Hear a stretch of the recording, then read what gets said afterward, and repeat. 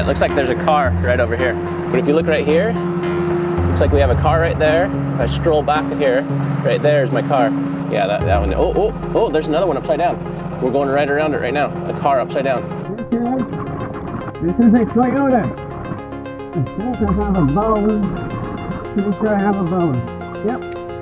I believe I got somebody. It's the girls, but I'm not sure. Little Rock, Arkansas.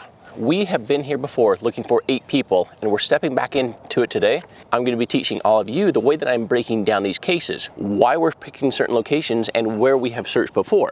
We have a Cheryl Denise Cottrell. Now, we've looked for her before, and she was last seen October 10th of 2002. The vehicle that we're looking for is going to be a 1985 Delta 88 Royale, so a much older vehicle. I'm always bad with names, so I apologize if I mess these up. But Terissa, Wallace, and Shekina, Bernett. They were 2 friends that normally we don't take on foul play cases, and we're really not focused on them, but because we're in the area with multiple people are missing, even though we're looking for Cheryl, we want to be aware of these additional vehicles that we know of, and we don't want to just skip over them. So even though it's foul play, it's not what we're focusing on, but the story goes is that they went missing in 2014, and last time we were working with some local cold case detective, he was telling us that one of their leg bones was actually found up on shore down below the dam. And so it's going to be a white 2009 Toyota Tercel, license plate number 290RHM. Next case that we're going to be working, now this one is a private investigator, and I think he's a retired law enforcement who has reached out to us before, but his mother went missing in 1987. So now this is one of those cases to where he's a little uncertain on whether she's actually with a vehicle. If she is with a vehicle, I think it was a blue car, we'll identify it, but really this one, again, this comes down to, okay, now the vehicle is what, almost 40 years old on this one. So we're not skipping over any vehicles while we're in Little Rock as we would normally do if we were looking for just one individual. All right, we're looking for a Ford Explorer, we know it's an SUV, and we're only ever going to mark and dive any vehicles that look like a SUV. So 1987, 40 years old vehicle, we can't skip them. Next one is Patricia Smith. This one also is a potential foul play likely.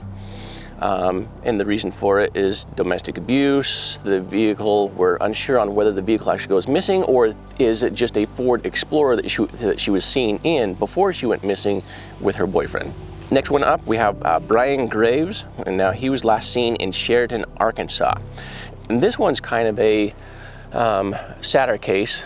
We had a comment, when we put up videos from the last episode, unfortunately we have family members that don't always agree with what we're doing or the way that we theorize and speculate as to what might have happened. In that episode, I said, all right, well, Brian ended up leaving Sheridan, which is about an hour and a half south of here, on his way to Little Rock, Arkansas to visit his ex-wife and his kids. And so now you start looking at, well, okay, how many actual accident locations do we have between Sheridan and here? Okay, well, we have one potential if you really veer off the road. So then you get into okay, well, now he was heading up with an ex-wife, kids, he went missing, in November, so it's the holiday season right before Thanksgiving. Yep. And so then the speculation that we have to look at all angles, not just an accident if we, want any chance of, finding Brian, was he now depressed? Were things not quite going well because he was recently divorced? Or I don't know if he was recently divorced, but he's divorced and he's going to visit his kids. So we have to start looking at, okay, is there foul play? Absolutely, every location could be foul play, but really we don't focus on that. We focus on accident locations and people that decide to do self-harm. And so that's what we have to look at, is what self-harm locations are en route to Arkansas that he might have been able to be like, you know what, I just can't do this anymore. Again, I'm sorry to the family for the way that we speculate, but we have to bring all possible scenarios into this so we have a chance, and to be aware, that Brian was driving a 2002 Mercury Sable. So license plate number 059HMJ. Brian Morris is our next one. So 2017, he was last seen October 25th. Few details are available other than he has a Ford F-150. It's a 2003. So if this was just a single case that we were in Little Rock for, we're looking for Brian Morris only, One is the truck is only 5 years old, it's an F-150, and I would be skipping over every car that I saw out here, and it would just be a quick boom, nope, not our car, not our car, not our car. Sure. Now, a lot of times, you know, we have limited time in an area, and so we're asked quite a bit, like, why aren't you diving on all these vehicles? Why aren't you, you know, making sure that you clear them? It's because we are normally focused just on one case to help one family, and if we dove on every single vehicle, there are hundreds of them, I won't say hundreds of thousands, but tens of thousands of vehicles, as you've seen, underwater across the entire US. And so if we took time to dive on every single one of them, most of them are gonna be stolen or insurance fraud. We need to be very efficient with our time when we're on the road and away from our families. For families who have all but given up on finding their loved ones, this team is a last hope.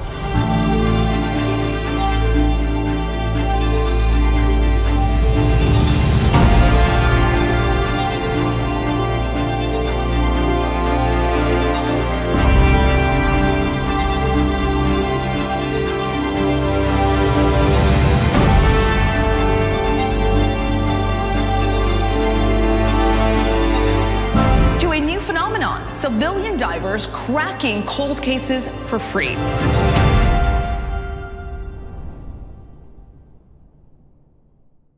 So I use a program called StarTopo. And what I do when I come into an area is I say, all right, where is our ground zero? And let's say that we were only looking for one person and this was their house and this was their neighborhood. This would be our ground zero. I would then put a 5-mile radius ring, and then I would also put a 10-mile radius ring, and in certain areas we'll also do a 15-mile radius ring, that we start close and then we start working our way out. Now we're going to be working this just a little bit different because we want to be efficient, that we have 2 days scheduled here and we have roughly 20 locations that we're going to be searching for. The first thing I want to do is point out that, you know, we do have Brian Graves from Sheridan down here, and so we really don't even have any accident locations, and the only information we really have is he was coming to Little Rock. So for that reason, we're including him in this search of what we're doing, just to make sure that we're aware of his Mercury Sable.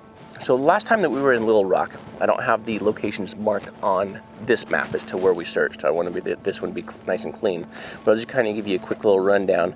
Our focus really was heavily because we were working with the cold case detective came out, you know, so he really wanted to utilize and make us really aware of where Shekina's, you know, bone was found, was evidently down in this area right below. Here's a lock right here. So here's the dam in town, and then you have a lock for boats to come through right here, and her leg bone was found down in this area right here.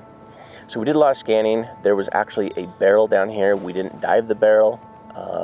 Could there be somebody in the barrel? Well, you know, if we go down that route, one, we're not looking for foul play, we're not focusing on it, and if we focused on every barrel that we end up seeing in the water, we're going to be doing a lot of diving. Same thing with a lot of cars when we're not focused on that for a case. So the barrel is still down there from, you know, last time we were here. We had a weird object that was over here. We identified that it was not a car. We found it just below the lock right here. And then we found a couple of vehicles up in this area here as well. Here we found one here. This used to be an old road, and we also went and we checked out some additional boat ramps a little further up, but when we got up there, it was really in more of a state park type of an area, so a lot of people around. And when you get into those areas where it's like, oh, higher end neighborhoods, you know, you're not going to be driving through, in my opinion, when there's a lot of ice going to be, you know, potential on you. And we also identified that it was really shallow up there. A little bit later on, the next day, we ended up over in this area here. Let me see if this is the right one. Yeah, so there's a boat ramp that was right here.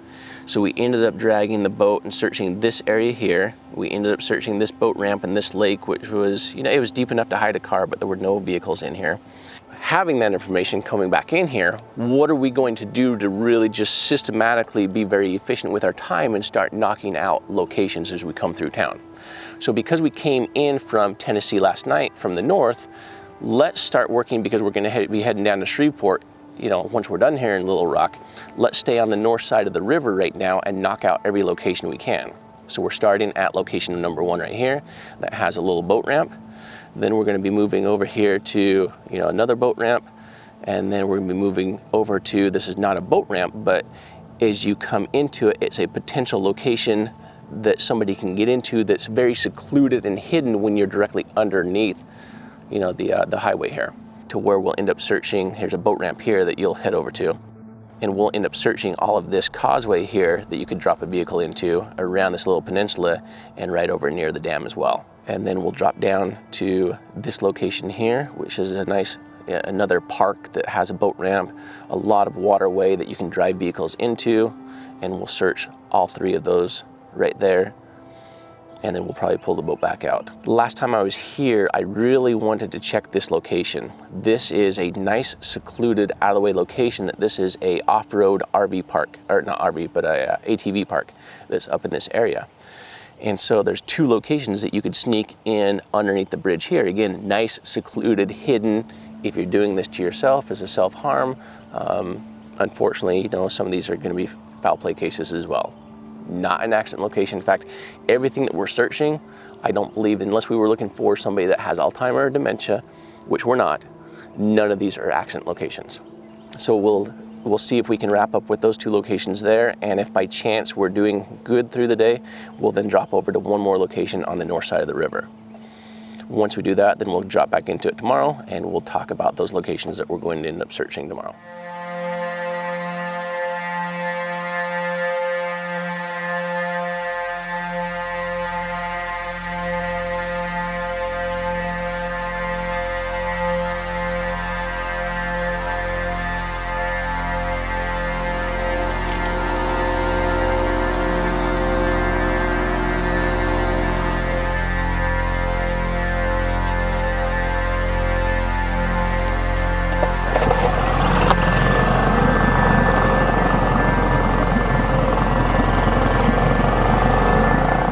Let's give you a quick overview on the sonar. We'll talk about this one first. This is your side scan and down imaging. This is a Hummingbird, and it's a picture in time.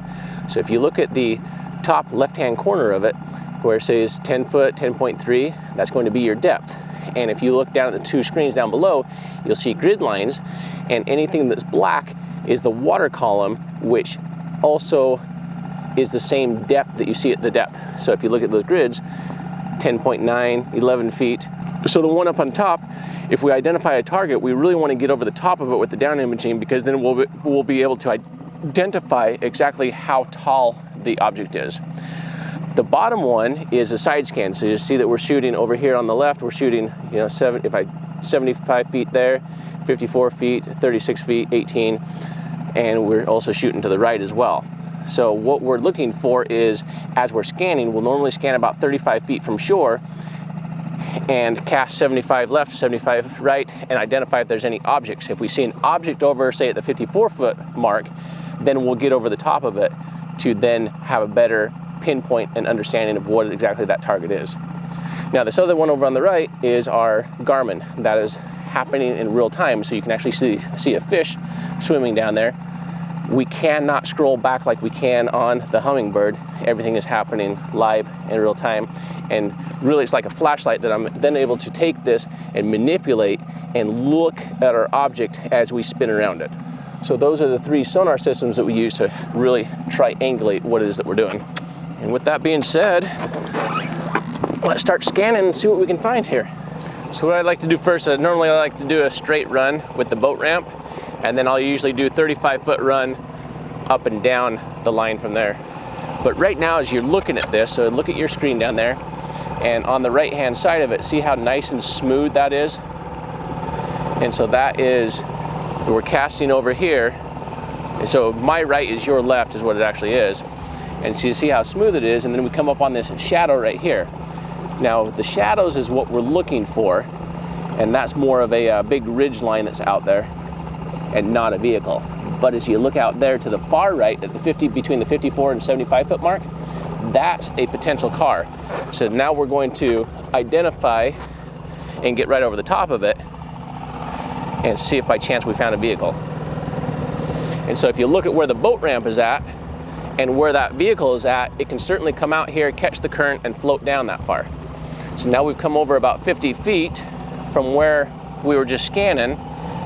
And now watch your screens and your monitors, and you're gonna watch it on live scope, down imaging and side imaging, and we're going to see if we can pick up that object and identify exactly what it is. Is it going to be a big rock? Is it going to be a dock that floated away and sunk? Or is it indeed going to be a vehicle? And so that right there, I think, is what we were looking at. And so now that we're closer to it and we're on the other side of it, it doesn't appear to be a vehicle. So now we'll move over 18 feet and get right over the top of it to identify it. And then one of the other things that we're going to do is once we get over the top of it, then we're also going to identify you're going to see me looking at the shoreline a lot of times. And it's because I'm triangulating my position. How far out am I exactly? What tree am I lined up with? So that way I can really help myself pinpoint and get over the top of it a lot quicker and help me identify. And so see, nothing's popping up height-wise. Okay, wait, there we go. So we have some height there. You see how we're able to now start breaking it apart where you can see tree branches in here versus a vehicle. But then what you can have like a false, be like, oh, well, it's just a tree. But sometimes, Dave, you'll have trees that will bunch up against vehicles that they get hung up on the vehicles. And so then we need to then identify by going over it at 45-degree angles to make sure that we get different readings to really be able to say, all right, 100% that is not a vehicle, or 100% that is a vehicle. Okay, that's a truck. Oh, it's a four-door sedan, or it's a convertible. I can see the sun, the skylight in it, or the sunroof. But right there on live scope, you can actually see that's tree branches right there. But see, at that angle, it almost looks like we have a car that's upside down with a frame, like an older one, like a really old one. So right now, I came in at that direction. I did a 45. Now we're going to do a 90 on it. But what I really want to do is I want to get a real good reading and height and say 100% that is a car, 100% no, it's not a car.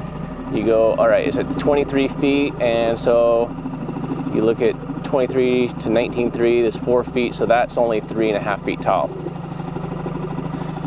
So I'm not real sold on it being a car, and it only appears to be 4 feet wide.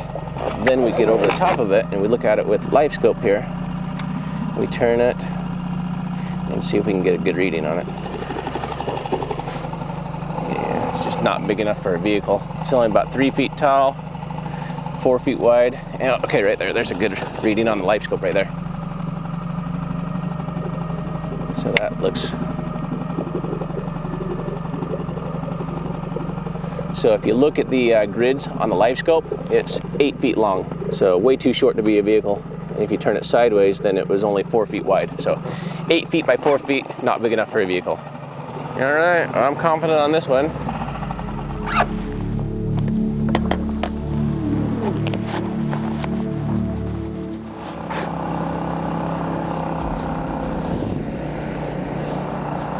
So what I like about this bridge and this location that we're coming up to right now is underneath bridges that you can get to. It has a dirt road that comes up to it. Really close to town here. Really, I'm going to say this is one of the most secluded locations if somebody was going to, either choose to do this on their own or this happens to be a foul play. And then if you look off in the distance past the bridge, you can actually see the lock and dam there.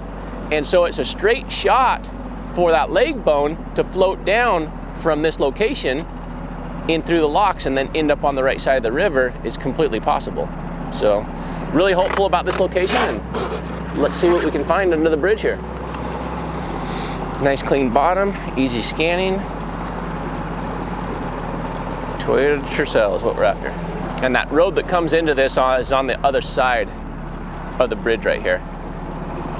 So pretty much from here down is anything's possible. So we got something to the right there, but it seems to be skinnier. Not real hopeful on that one. Yeah, see, I would think that coming right off of that would be a perfect spot to come off of. So we'll scan down off the bank here, and then because it drops down, we'll do some additional scanning up and down it. See how it looks like something's like a boat or something got snagged on the front of this? It looks like a line that comes down and then like it's wrapped up behind there, like a big cable or a rope or an anchor. See if we can find the end of it up here. See that, how it goes around it? Or it could just be the base of it, but we'll go double check all that. See what we can find on it. All right, looks like there's a car right over here. We'll come back over that. Those bridge pillars are really cool on that down imaging there. But if you look right here, looks like we have a car right there. If I stroll back here, right there is my car. Right there off to the left. It almost looks like we might have another one over here too. It kind of doesn't look like a car, it looks more like a boat on that one. So this is the one that I'm really interested in here. I'm interested in it saying that it could be the Toyota Tercel. All right, right there.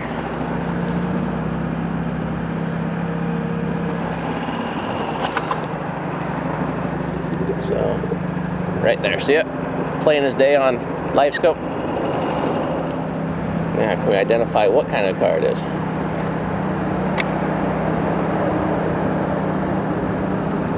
That's gonna be a tough read on that one. All right, let's go up here a little bit more and see if we can identify if this is a car up here as well. All right, that's not tall enough. Let's go put the live scope on the very end of that last pillar and see what we can pick up on live scope on that. Yeah, looks like it's just a tree, but I want to be certain, especially since we found, you know, Ralph Brown tucked in some trees like that too.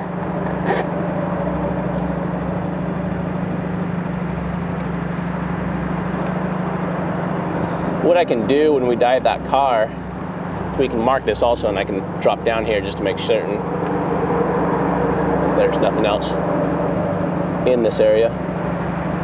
But to me, it just looks like a bunch of trees. All right, so we got something out here, right there.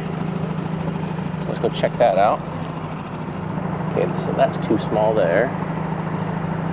We got one on the left over here to go check out. But then I had one right at the bank as we were coming down. Right there, what is that? See that? Right there. It's like a truck. Looking for it. Upside down, isn't it? And then another one right there. I don't see it that way. We're gonna run this a little bit further out than we normally do also, because the way that this comes out and the direction of the current towards the dam there, and especially with finding this other vehicle out over here, we're gonna scan further out into the river right here also. Yeah, it's getting deep too. You got two dark spots right there on my right, your left. Right there, looks like a pickup truck, doesn't it?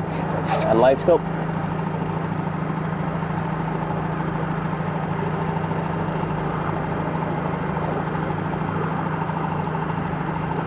So it's off to the right more, so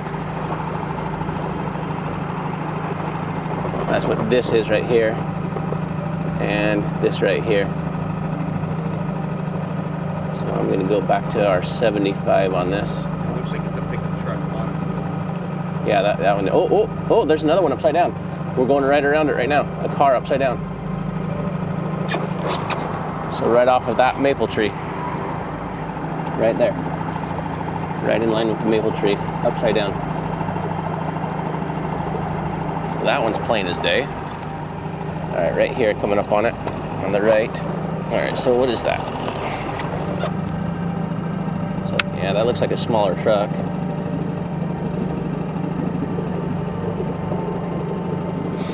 So that's the one that we saw before in line with the sign there.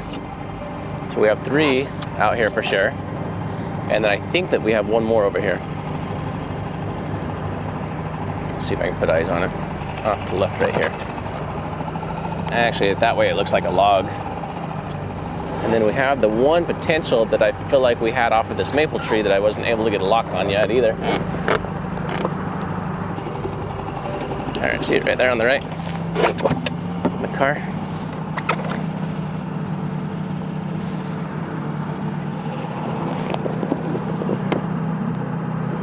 See the car right there? There it is.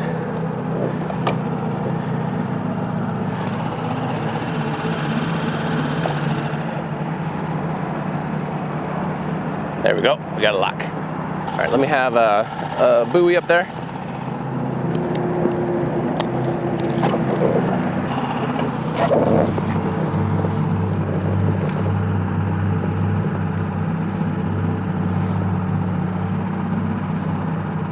Like right there. See it?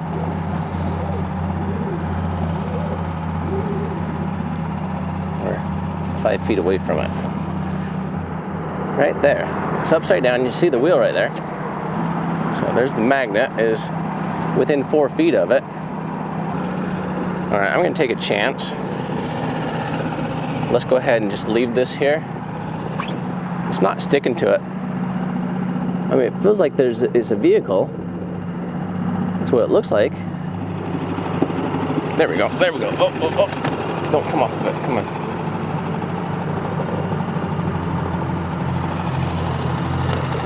But it's not a solid lock though. So instead of putting a buoy on it, since the buoy is gonna have some buoyancy and could potentially pull it off, we did it's within 5 feet, and I'll just do a nice gentle swim down the line to it. All right, so it's right at that white mark. It's where we want to be at. And it's tangled up with a tree and the car.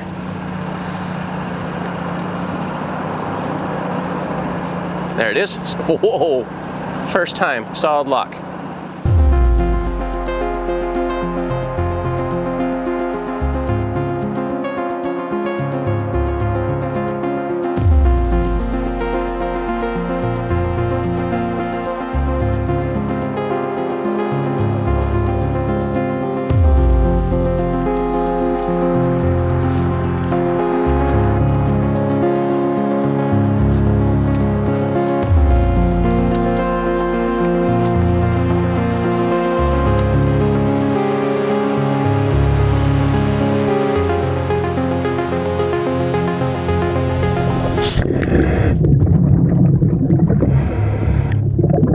Alright, here we go.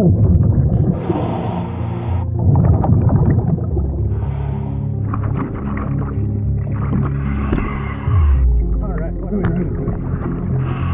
Alright, so this is it. Whatever it is. Oh, it's a big log.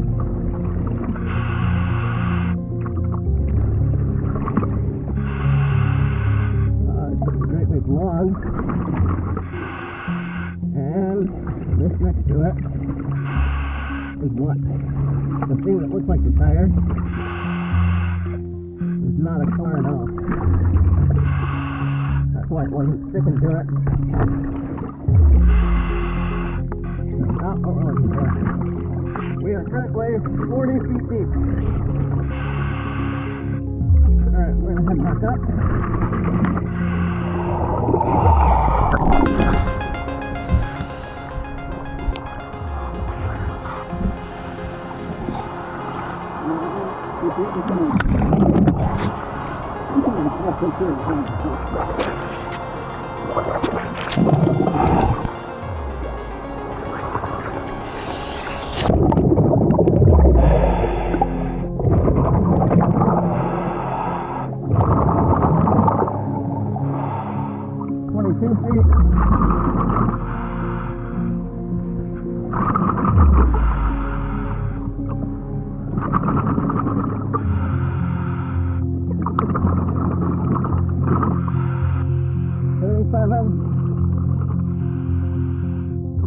Oh, there we are. Alright, we are on.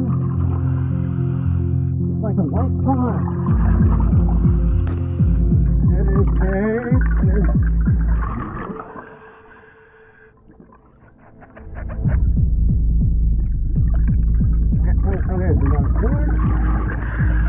where's it going?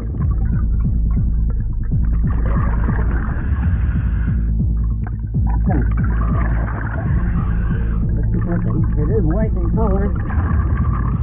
Well, maybe it's blue. I don't know. Can't tell. The front of it is buried.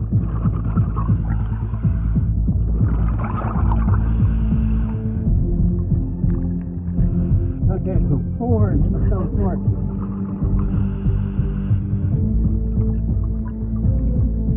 See if we can find a license plate on the back of the car.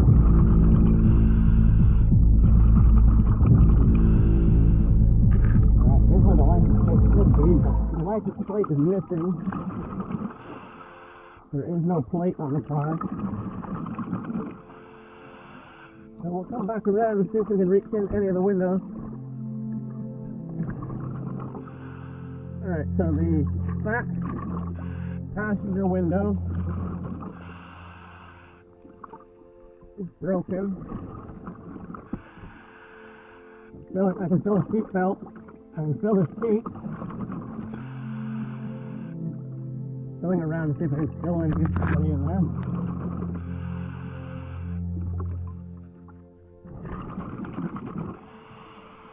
I feel the top of the car.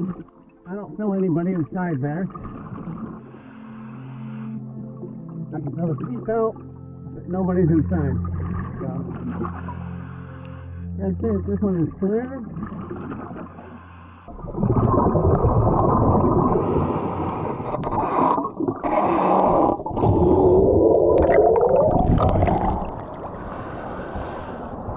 Take me up to that other one. Now we're going to come up here to this one, which right now is my most probable, in my opinion, for the two girls that are missing.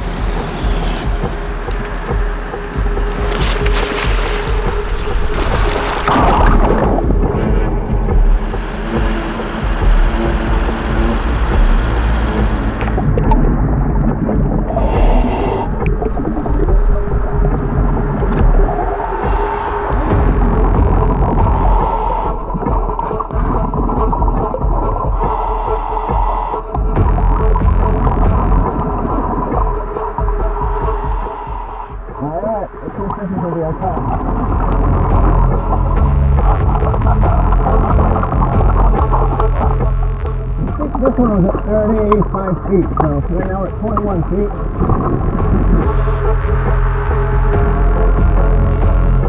Alright, the color appears to be white. Make our way to the back and see if we can find a license plate. Make the model. There's another window. This is the passenger side.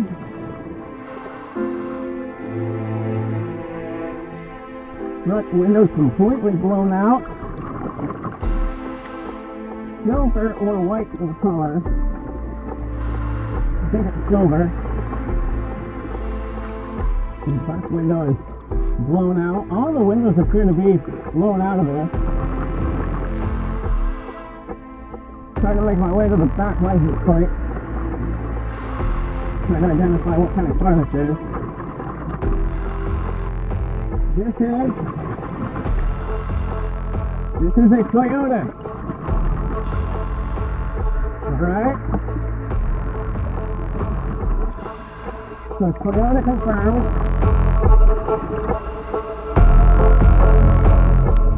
I can't find a license plate yet. Okay, no license plate on the back I can find.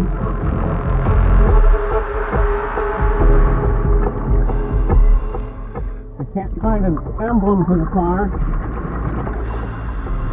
for the model. Toyota, is that a Yaris? You can't tell. Might be a Yaris. Alright, let's go to the inside of the car. Here's the windshield here. I think I have a bone. Pretty sure I have a bone. Let's see if we can reach there some more. Oh, shoot. Yep. I believe I got somebody. Okay. It's the girls, but I'm not sure.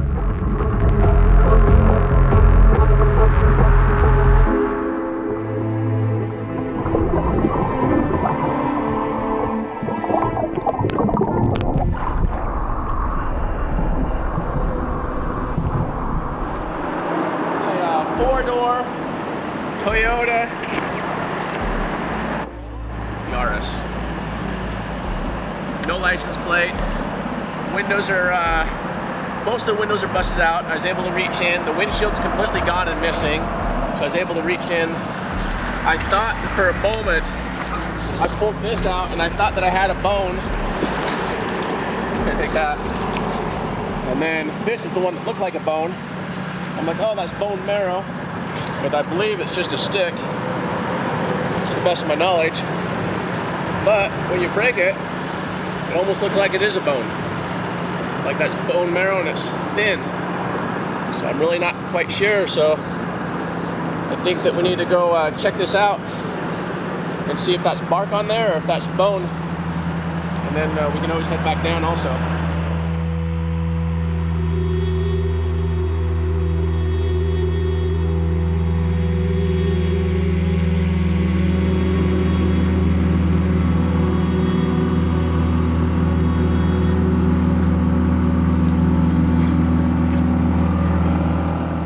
This point right here, this is a whole jetty that's coming out. We're gonna search the downriver side of it where you see those to the right a little bit. There's some round little landscaping knolls in the river. We're gonna search on that side of the jetty and then come back around it, search this side, and then the boat ramp is up over behind those trees. This says stay away over there, but does that mean stay away over there, or there's no sign on the left here? So can we go in here, or is this completely designated 100% off limits? Or can we scan on the left here? Turbulent waters, oh, okay, so we can't go in there. So that's what this is a don't go that way. So unfortunately, we cannot scan this side of it. And it's 16 feet deep, which is great for scanning, but because that could possibly open up. That is the no-go zone. All right, well, let's go check the other side of the jetty. I would think, in my opinion, if I was a local and going to dump something in the water, I would do it right there. Knowing that you can't go in that area. Not giving anybody any ideas, I'm just saying. That's what I would do.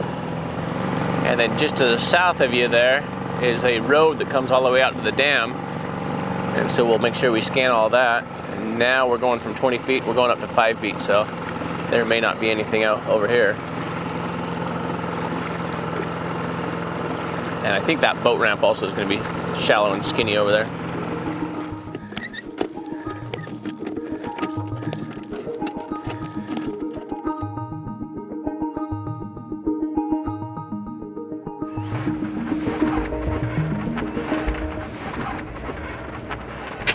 I think that's going to be too shallow there.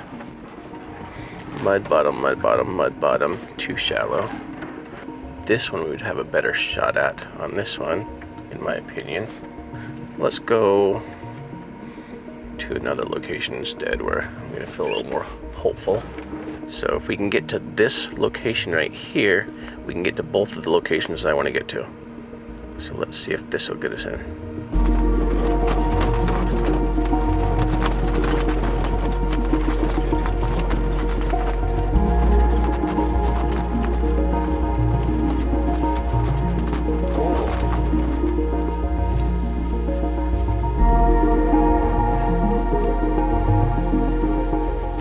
Alright, let's get some depth right off the bat here. I would love it. 4 feet. So we'll end up doing, we'll do about 35 feet out from shore. We'll come down, head out just a little bit, and then head up to the bridge. The river's flowing this way, so we're gonna check here. A lot of fish there. See the fish on the live? And there's two spots we're gonna check. See the big power line on the right there, Dave? There's a potential to get down there, so we're gonna see if cars can actually get in the water there. If not, then it's under the bridge, like that first one that we did today, that we're really interested in. And I'm gonna guess that these power lines, it's really shallow, because if you look over to your right, see the outcroppings there in the river? And then if you continue to pan to your right, over to the power line, it's actually too much swamp to get from the power line road out into the water there. So we're gonna bypass that one and then swing out past these croppings, and then we'll head down the middle of the river to the bridge.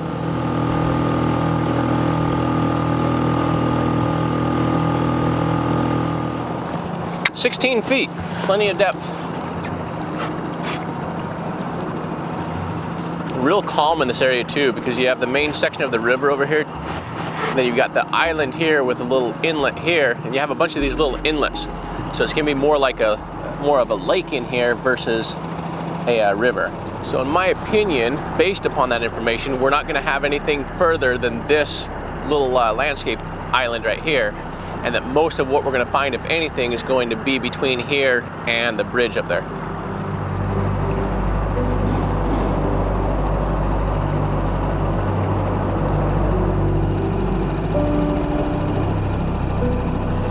All right, no vehicles under that bridge, which I'm really surprised at. All right, so let's head back. It's 4:20 now, so I think it'll take us about 2.6 miles. Yeah, so we'll just jet around there. Willow Beach Recreation Area and Campground.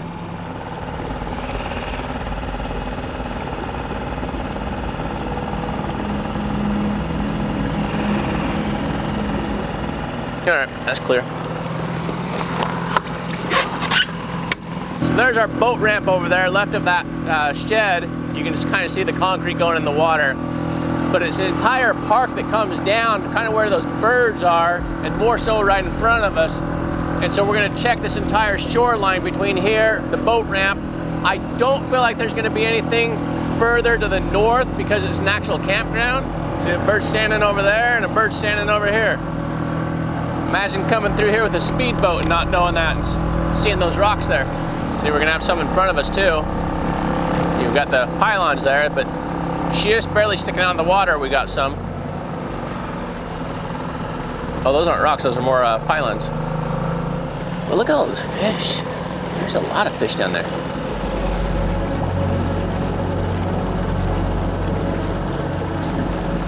It's actually 24 feet deep, but the fish are from the 12-foot mark down to the 20-foot mark.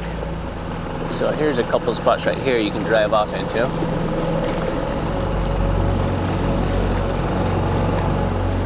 Yeah, I can't believe how many fish are in there.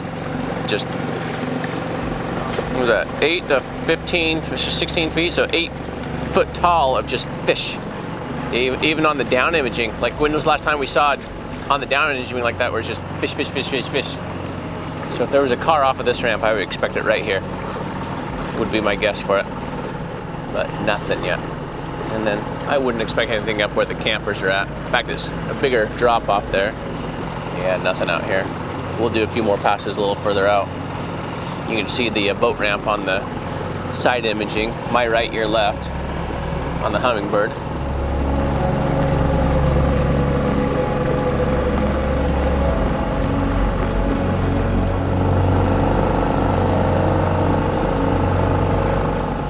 Well, that wraps us up for day number 1 here in Little Rock, Arkansas. We were hopeful when we started, and we're still hopeful for tomorrow as we continue our search on the south side of the river and in South Little Rock, where we have, I think, 5 or 6 more locations. So do me a favor, if you have not yet subscribed, be sure to do so. Turn on that bell notification, and also check out the link down below for our search for day number 2 tomorrow.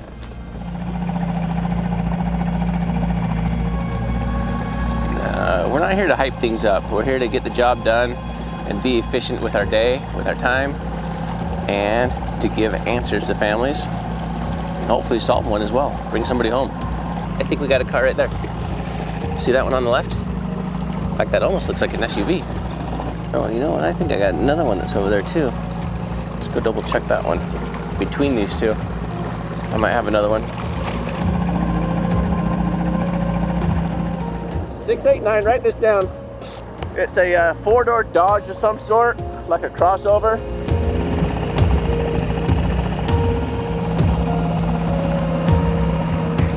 There's a name inside the book bag.